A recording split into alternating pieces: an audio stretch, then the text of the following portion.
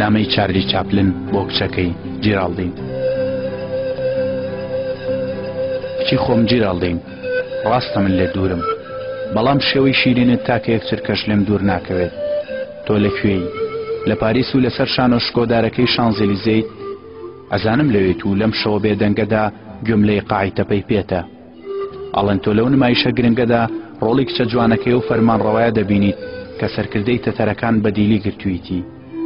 جیرالدین، من پێم خۆشە لە دنیای هونەردا هەمیشە ئەستێرەیەکی پرشنگدار بیت، بەڵام گەر چەپڵەی ڕێز و ئافرینی بینەران و چەپکە گوڵی عاشقانت فرسەتی هۆشیاریان لێ زەود نەکردویت، دانیشە و نامەکەم بخوێنەرەوە.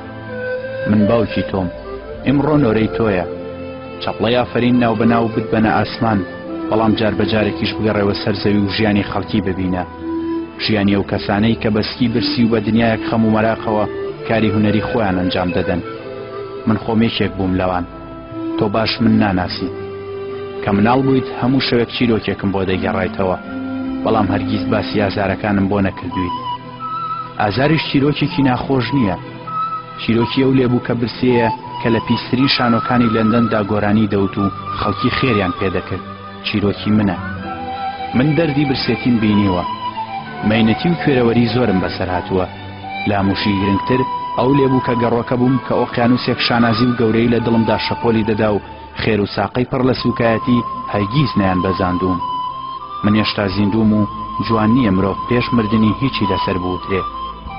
کچی خۆم جیرالدین، ئێستا دنیای تۆ دنیای هونەر و مۆسیقایە.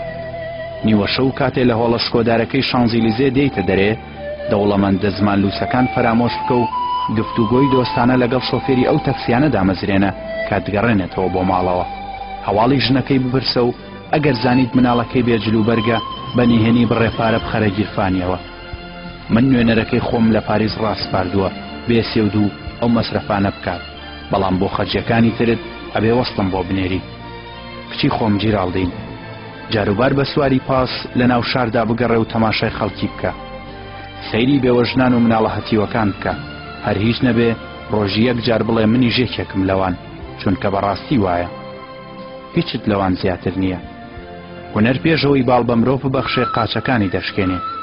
هەر کاتێک گەیشتیتە و حاڵەتەی خۆت لە بینەران لا باشتر و گرنگتر بێ، دەست بە جێواز دەشانە و بێنە و بە سواری تەکسی بە ناوچە هەژارەکانی پاریسدا بگەڕێ. من ئەو ناوچانە زۆر شارەزام، لەوێ ساڵەهای ساڵە هونەرمەندی جوانتر و چالاکتر و لە تۆ بەهرەمەندتر خەریکی داهێنانن.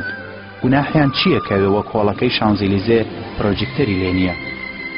کچی خۆم جیرالدین، چەکێکی ئیمزاکراوم بۆ ناردووی تا بارەزی خۆت پارەوەر بگریت و خەرجی بکەیت، بەڵام هەر کاتێک 2 فرانکت خەرج کرد بە خۆت بڵێ 3 فرانک موڵکی من نییە و بەڵکو هی ئەو پیاوە هەژارە گومناوەیە کە دوێنێ بێشە و سەری نایەوە.